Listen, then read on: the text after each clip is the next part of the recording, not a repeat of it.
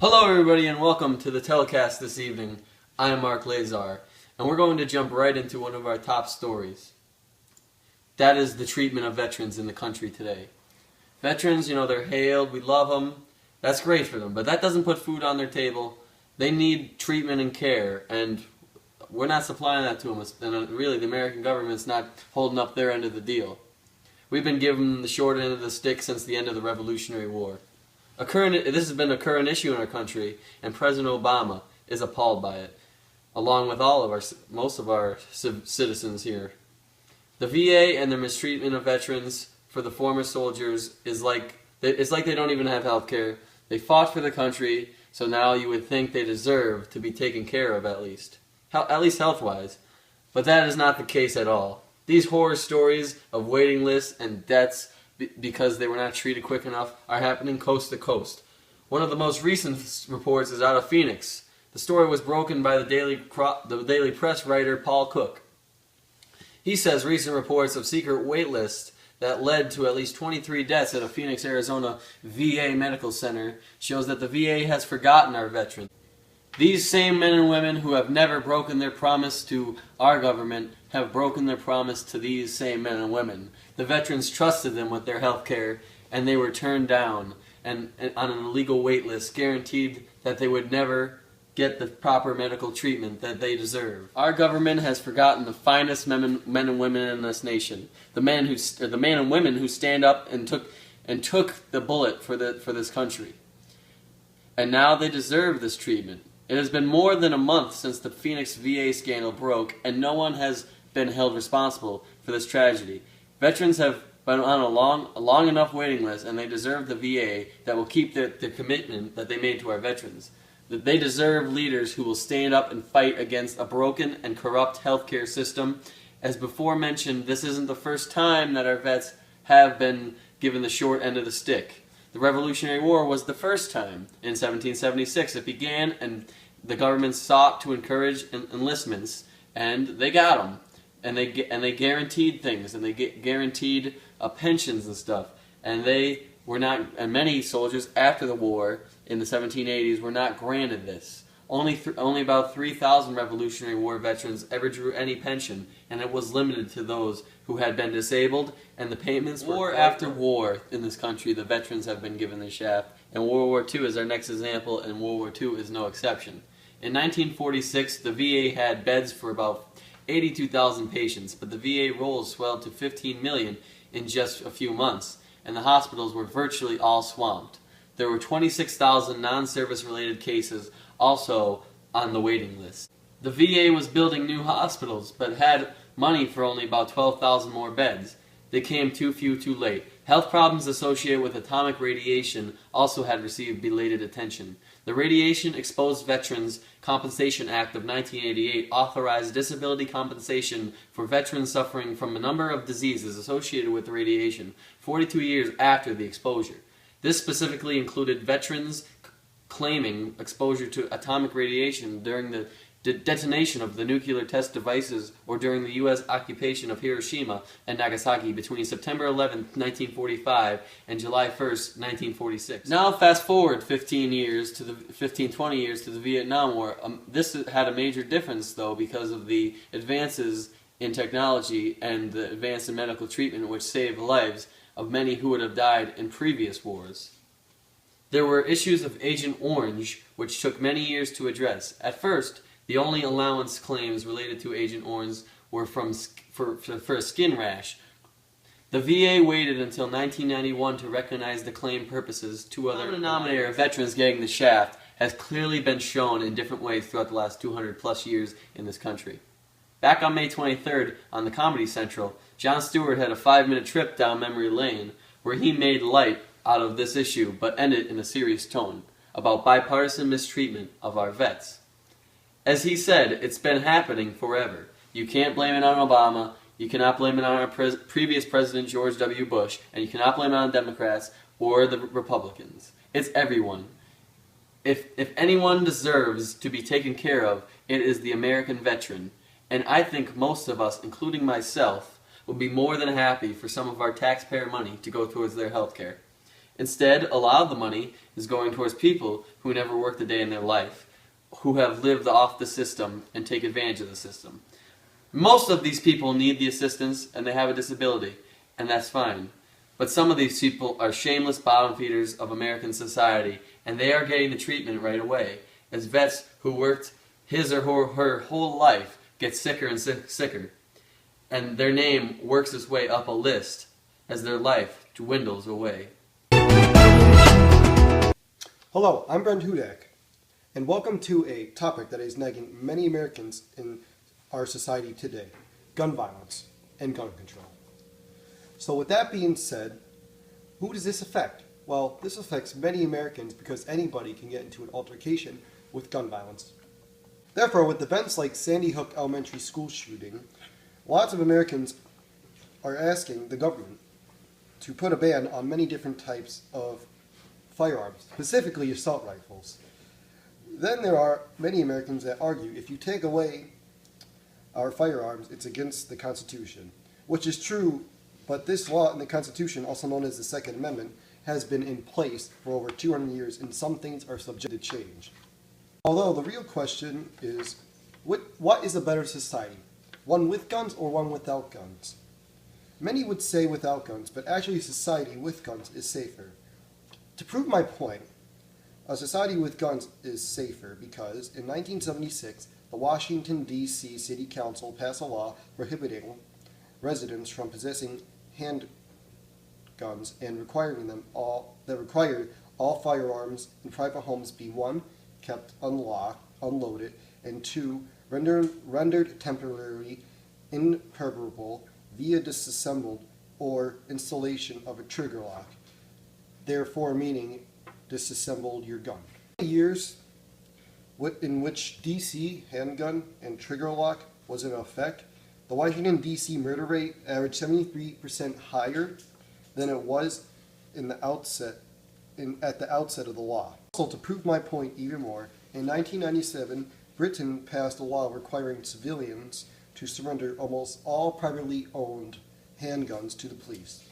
More than 162,000 handguns and 1.5 million pounds of ammunition were surrendered by February 1998.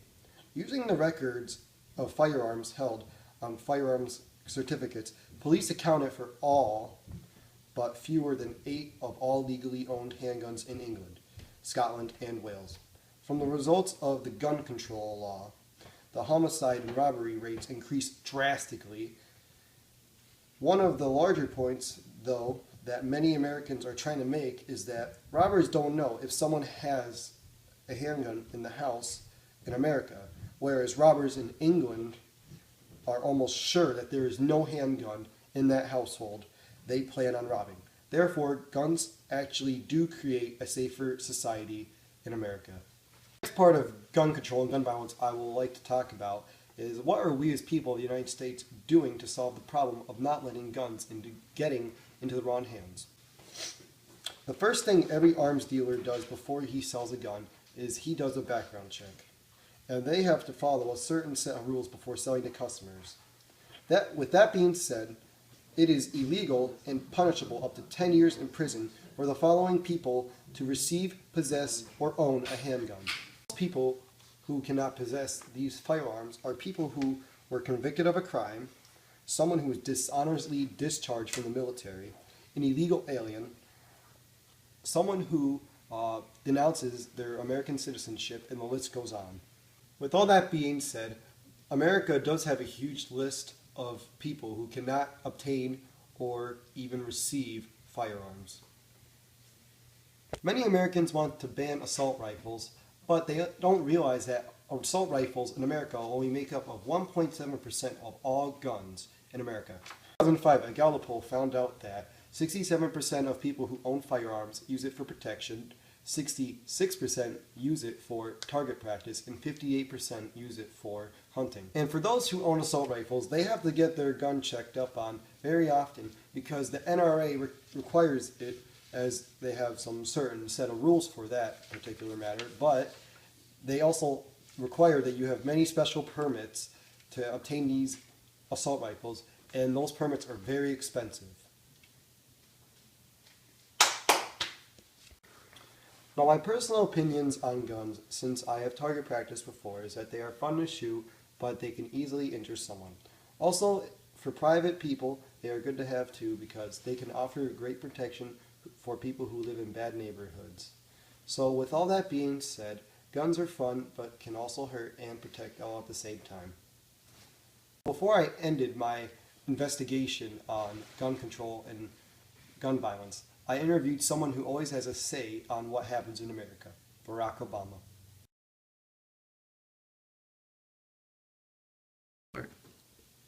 Barack, do you feel Americans need assault rifles? No, I don't think it's a good idea that everybody can obtain a military-grade firearm. But it's not that I think everybody is a threat who owns these weapons. It's just that I don't want these weapons getting in the wrong hands. Have you ever shot a firearm before? Yes. I was target practicing back at Camp David on August 4th, 2012. I was shooting at clay pigeons. Okay, here we go. And Barack, with all the shootings in recent years, do you think that people should be mentally checked before buying a firearm? I think it's a great idea, and it should be pursued in background checks. Hey, I'm Aditya Solanki. Today I talk about effect of child abuse.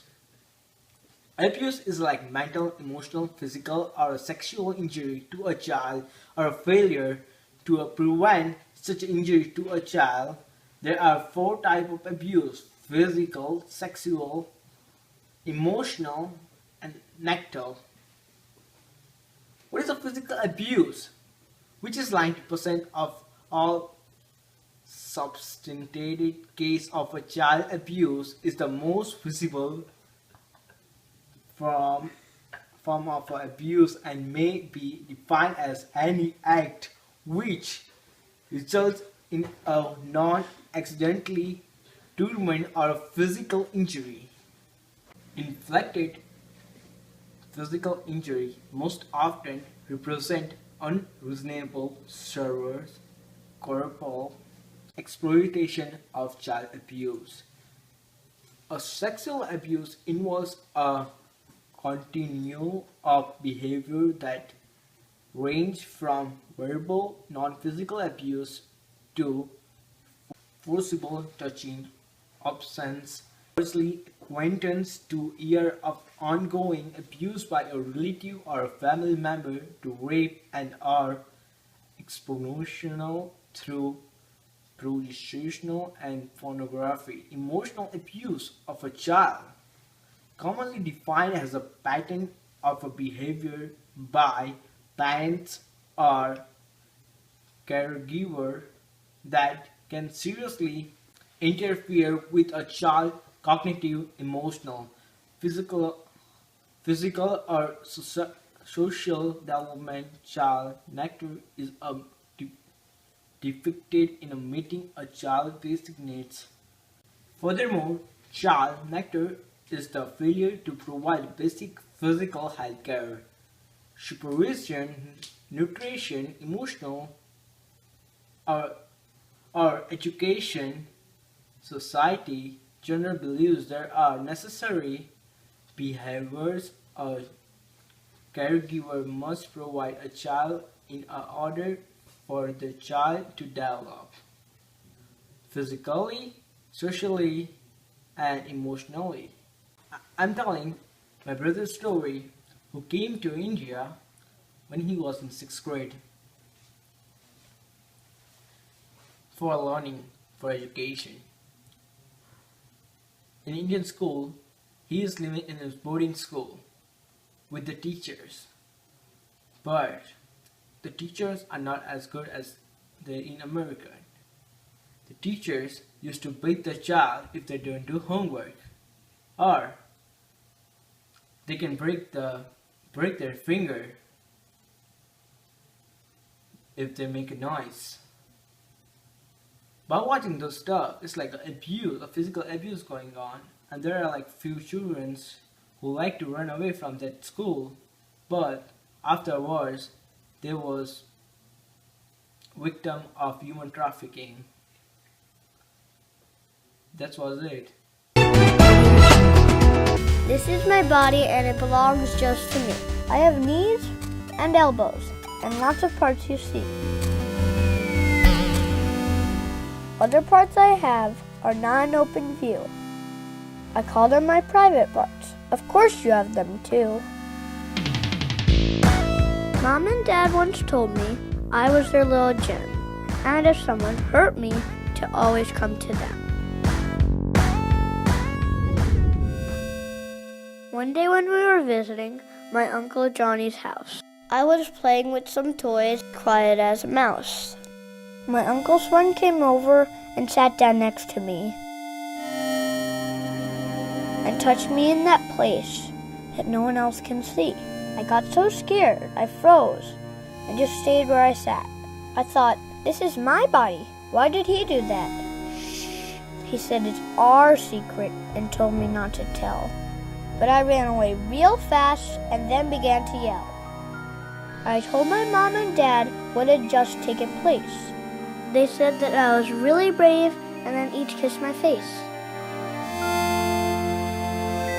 Mom and Dad said they were proud. I told them right away. It made me feel better too. They believed what I had to say.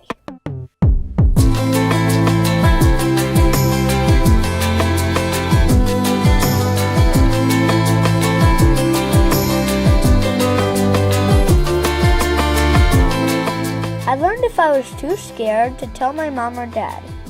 I could have told my teacher what made me feel so sad. I know it wasn't my fault and I did nothing wrong. This is my body and I'm growing big and strong.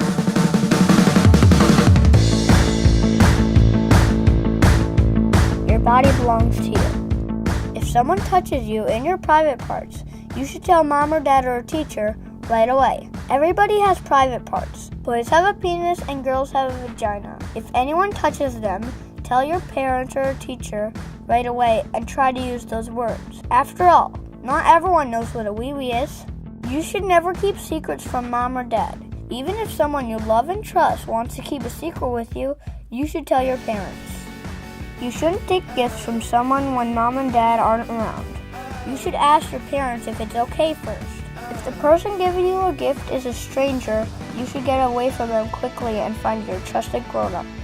You can tell your mom or dad or teacher anything. They will always be there to help you. If someone touches you in your private parts, you should tell someone right away. Even if that person let you do something you know you're not allowed to, mom or dad or teacher won't be mad. If someone ever makes you uncomfortable, you should get away from them and tell your parents. Even if it is someone you know and love, or even another kid, you should always respect other people's privacy, like knocking on doors before going into a room. Other people should do this for you too. You should tell an adult you trust if someone isn't respecting your privacy. Sometimes it's scary to tell secrets because we don't want to get in trouble. If you've been keeping a secret, it's okay to tell your parents or a teacher. They won't be angry. In fact, they will probably be proud that you were so brave, just like they were for me.